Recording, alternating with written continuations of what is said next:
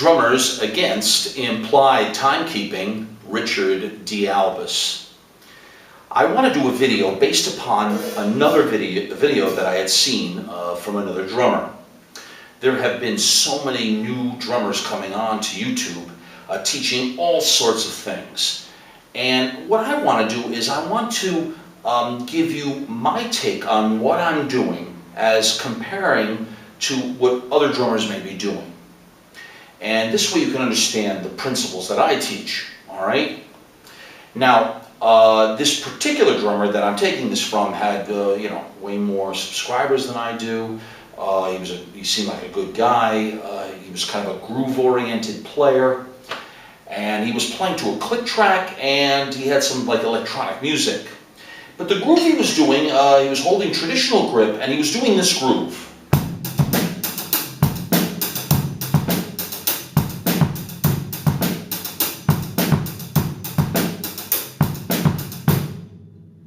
Something like that.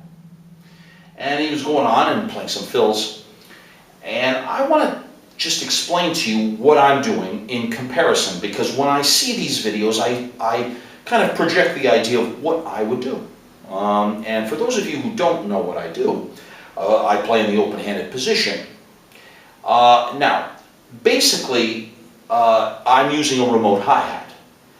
And if you do not have a remote hi-hat, we'll get into that. But for now, I would do this groove differently because most drummers are going to play, the right hand is their task master. Their groove is determined by how the right is handling it. And I say, no, your left hand is equal to what your right hand is doing. It's how you designate what's being done. So the groove would be, for me, if you know what I'm doing, it would be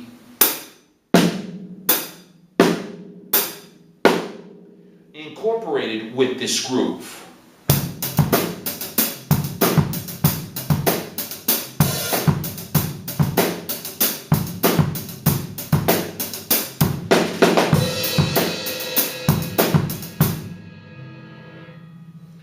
The pulse is determined with the left hand complementing the right. When you play a groove like this, there's nothing wrong, but it's limiting in a lot of ways because you're crossing over to the left side from your right, and you're playing ghost notes and various things, especially in the traditional position. Now, the only thing to keep in mind when you follow what I do is if you do a fill, you have to account for 1/16th note. That has to be done.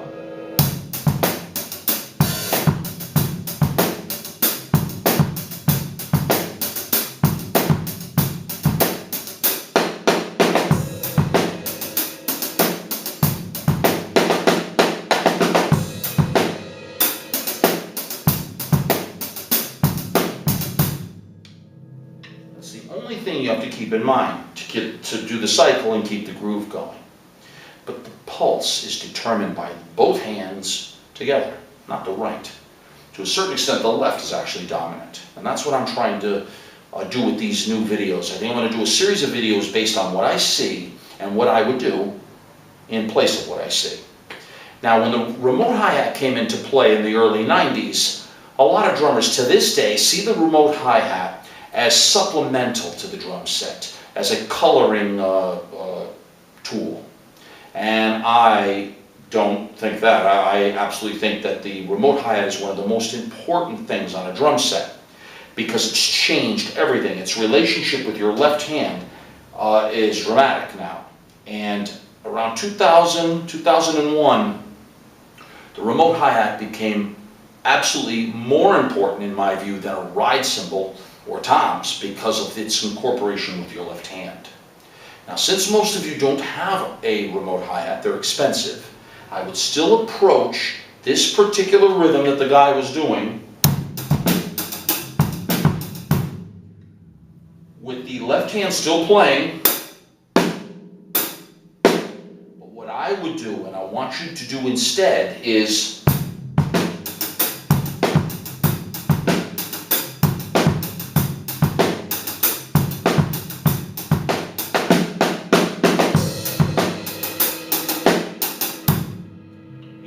have to account for that one note when you come off a fill. Right? But I want you to play the dominating thing of the groove should be with the left, not a constricted right, because to a certain extent you get the groove, no question. But the pulse is much stronger, especially when you go to record these things. And this is why I'm doing the video. So I want you to just get used to the idea of this.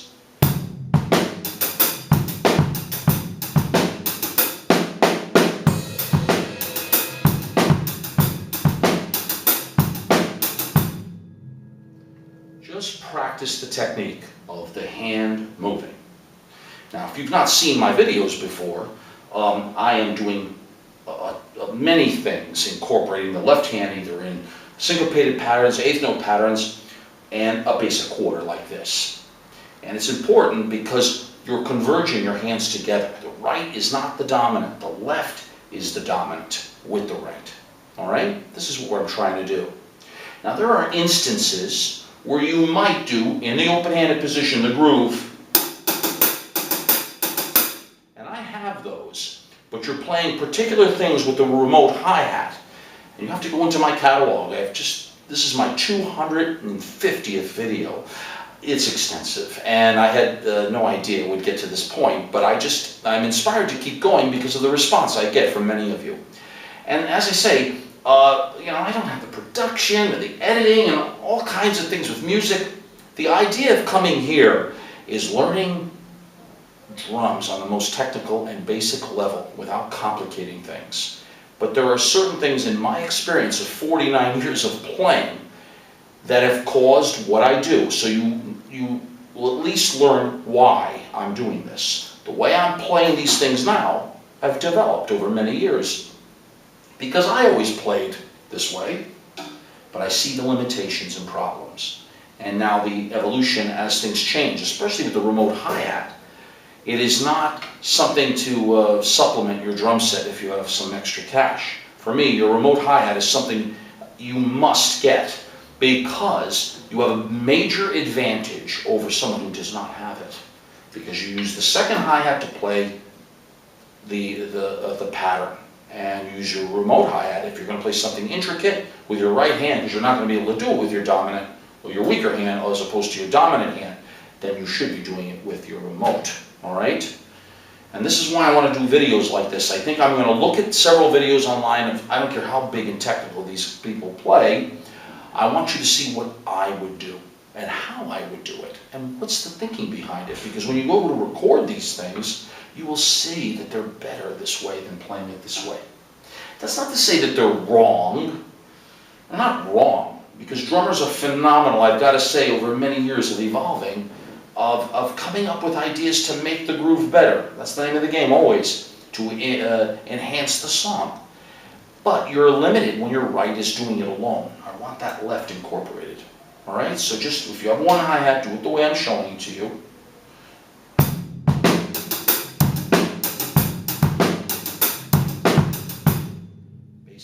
If that's the groove you're going for. And if you can, get a remote hi-hat and incorporate the two, all right? Much better. Now, if you have questions, I welcome them, and I understand that. It's in the comments section. I'll answer as best I can. Facebook.com/drummersagainst, implied timekeeping. Twitter.com/drummersagainst. And just welcome to coming over here for the first time if you haven't. Take the time. I have, as I say, a very extensive catalog. It was unintentional, but I'm inspired because I get such great response from a lot of you guys, and it allows me to just come up with ways to make you more creative as a drummer. And in order to do that, I have specific things that I utilize, and hopefully you'll see that. There's so many different series that I've developed. And of course, if you haven't, please subscribe, because your subscription keeps me going, and I thank you for that. So this is kind of a revision of other things that I'm going to see online. I'll come up with some sort of name for them, I don't know. But I'll see grooves and different fills and all sorts of things, how I would approach them and how you should approach them, and see what you think. All right? So my best to all of you, always, and let me know what you think. I don't want to reinvent the wheel. What I want to do is inspire you to get more creativity and to understand your technical abilities, just designating the limbs in a different way. All right? Take care. My best.